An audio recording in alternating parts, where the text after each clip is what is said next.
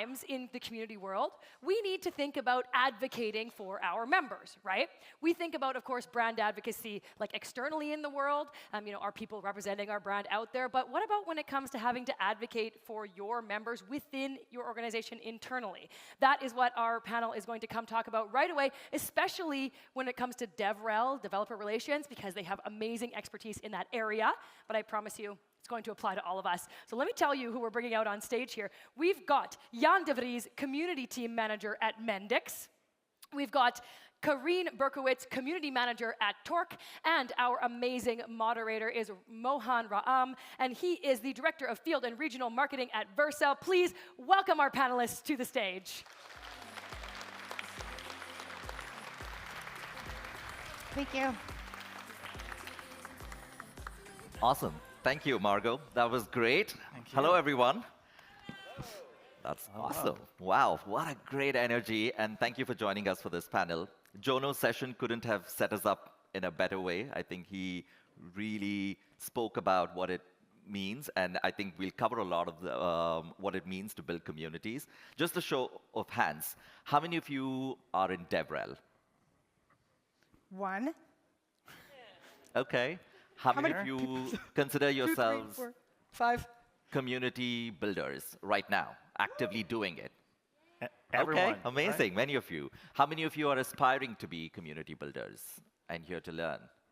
I see a couple of hands. Okay, that's awesome.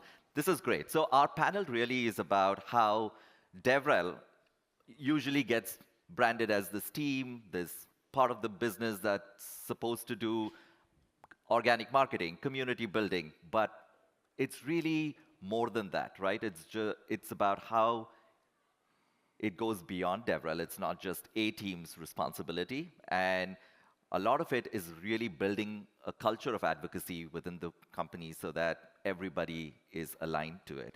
And I'm joined by Jan and Karin. And to kick things off, maybe we'll do a quick intro of what you do and what you're currently doing and what's your relation to community building. Sure. So my name's Karin, as Mohan, thank you for introducing me. I got one clap. That was great.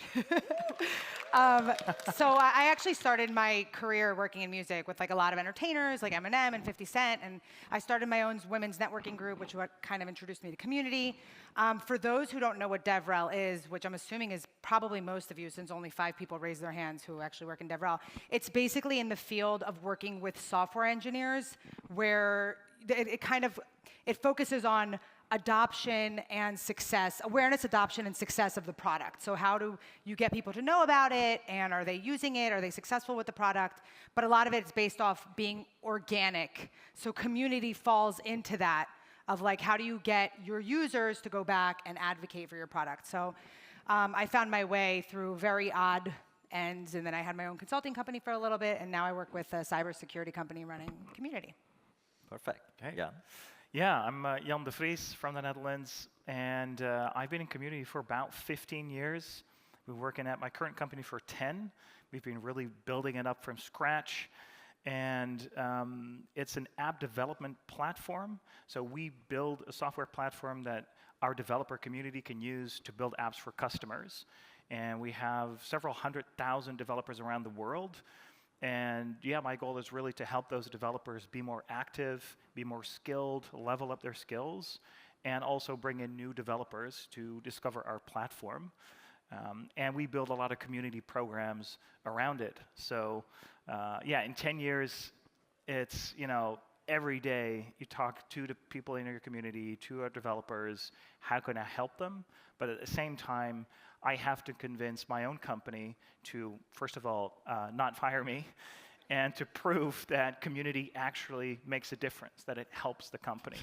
And I think the question is always about, what's the ROI? How does it benefit the company? So I'm hoping today we can share some of that. Awesome. Thank you. And a quick intro about myself. I currently lead the field and regional marketing at Vercel. We're a front-end cloud. Until recently, I was at DigitalOcean, and in my last role there, I was leading up all of our developer relations and developer community efforts. Great.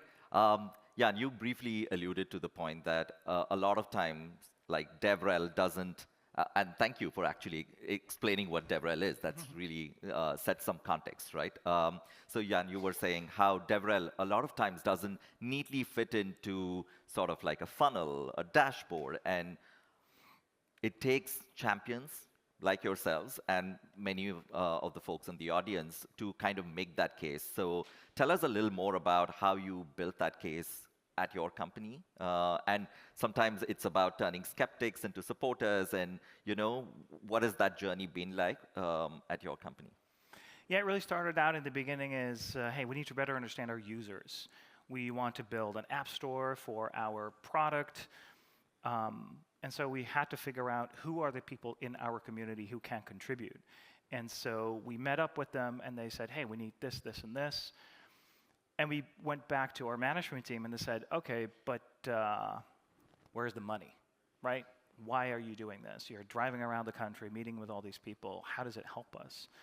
So community is often not a direct path to license deals or revenue or income, especially when you're working with a B2B company.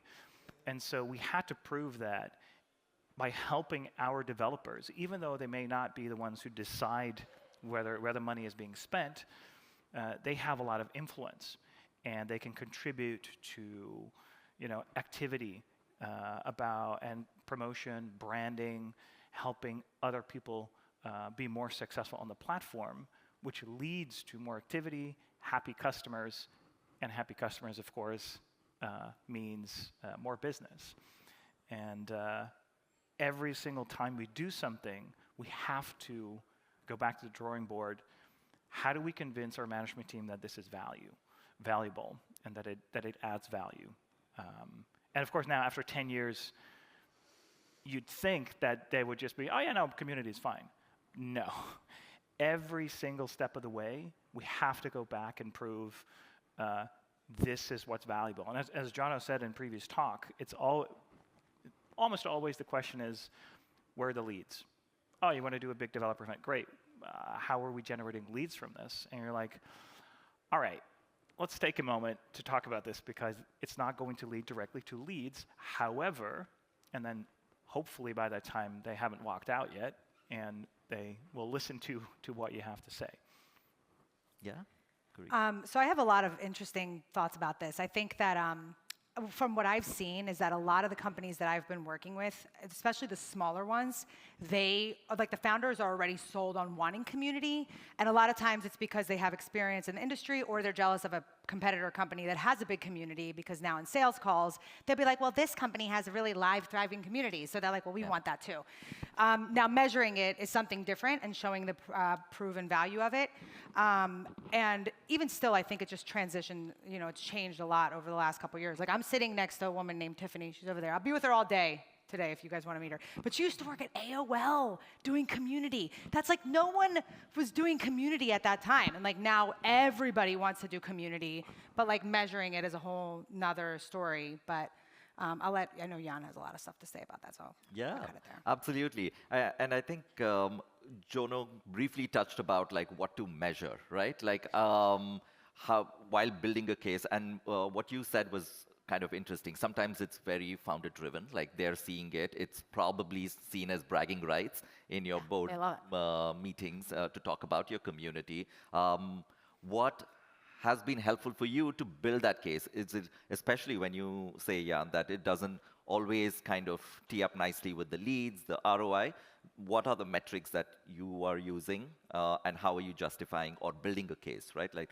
maybe let's get into a little more sort of like the details of how to build that case. Yeah, for sure. It's one of the key things that I have to keep telling our management team, and especially our marketing department.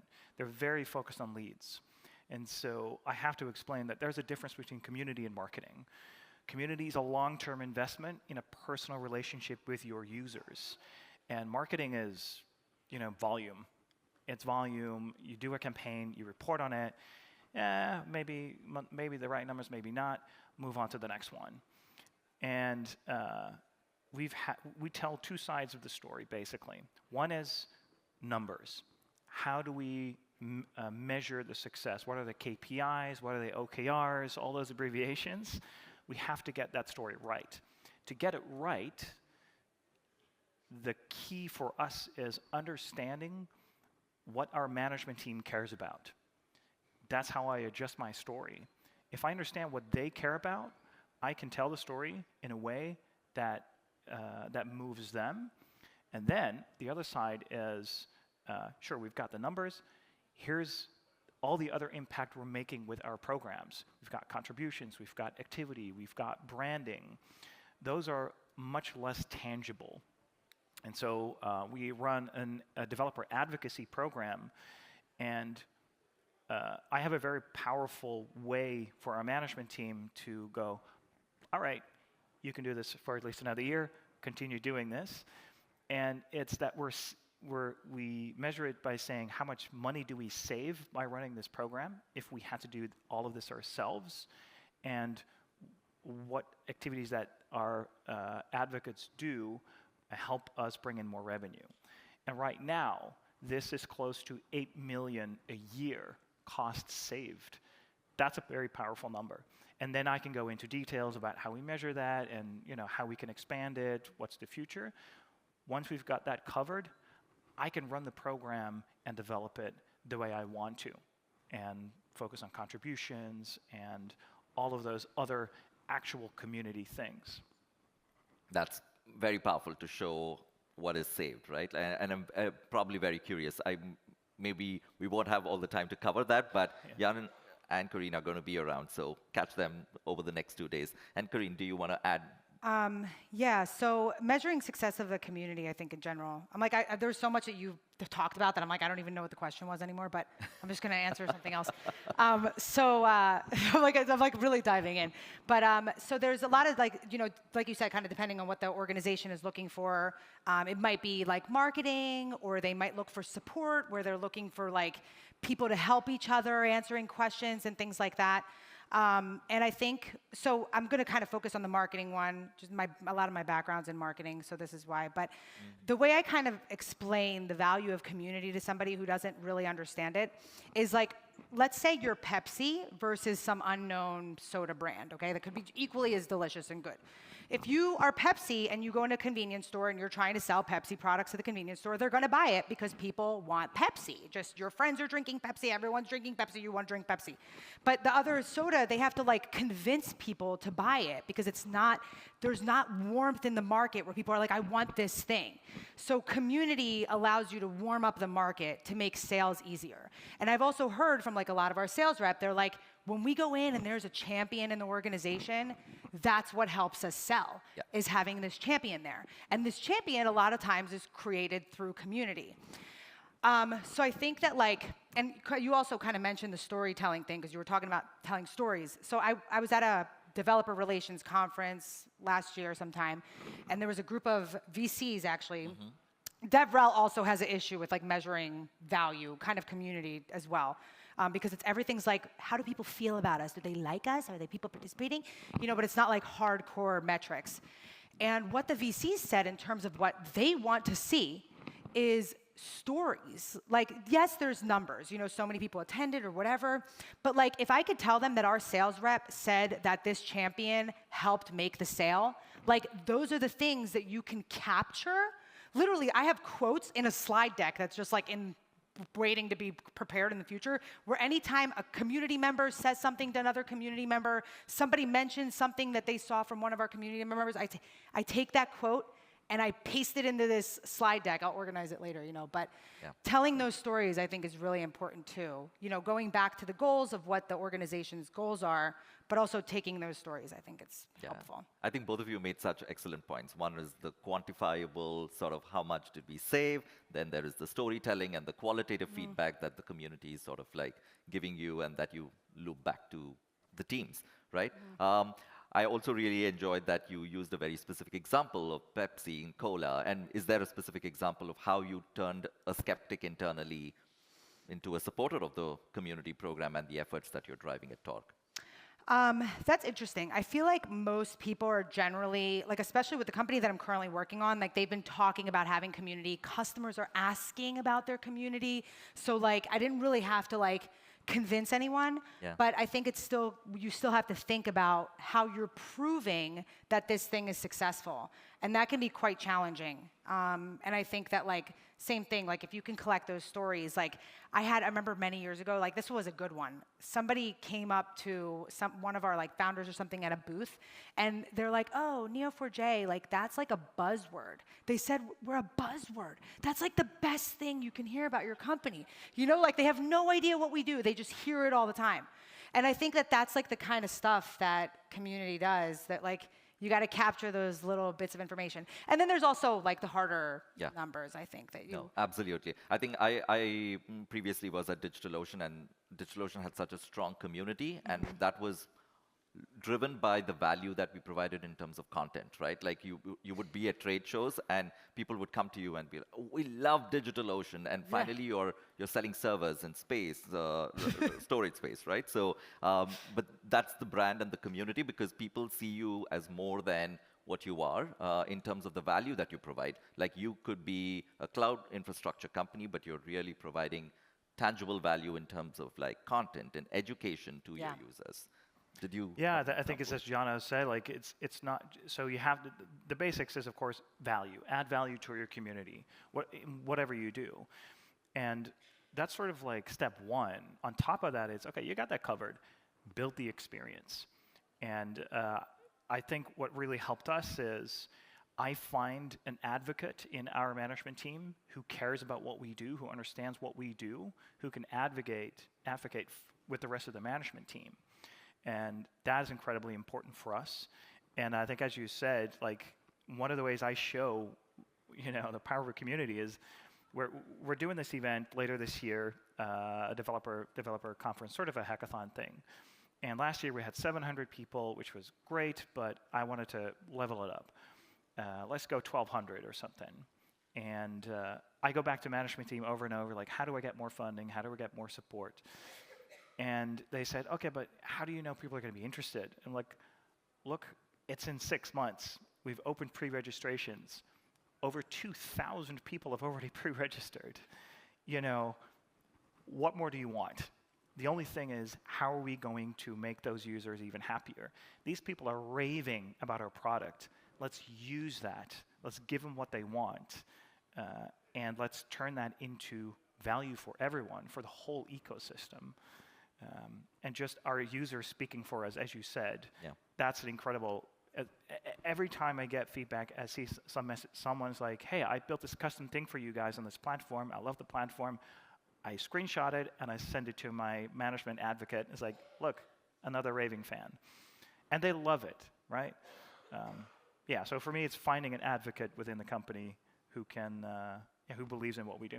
Mm-hmm.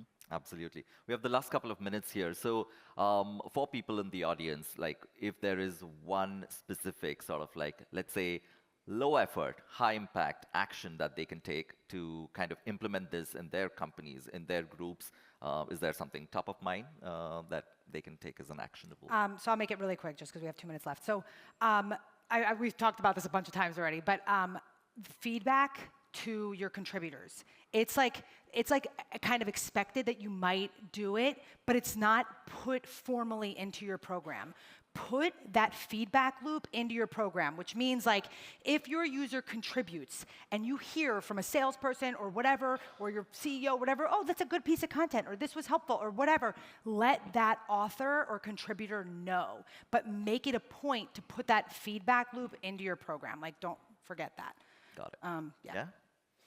Yeah, I think one of the key things is truly understanding what your management team's goals are. What do they care about? If you understand what they care about, you can adjust your messaging, your proposition, and get the buy-in that you need. Once you get the buy-in, you can run your programs the way you want to, in a way that you know is going to be really, really effective. And yeah, like you said, keep giving that feedback. Like, hey, this is how people are responding to it. So really, be good listeners. One is listen to your stakeholders, what do they care about, and listen to your community, bring that feedback into the program. So probably very good action is to listen to who are the different players who are kind of contributing to your program. Cool. I know we had 20 minutes and we tried to pack that in, but hope these conversations won't just stop here. We have the rest of the next 2 days. So please meet with us. We'd love to hear your stories. How are you building the case? Do you have unique methods and learnings from your programs? And this is so great that we're all coming together as a group of community builders to kind of like share and learn from one another. Yeah, with that, thank you very much, Jan and Karin. Thanks for having us. Yeah.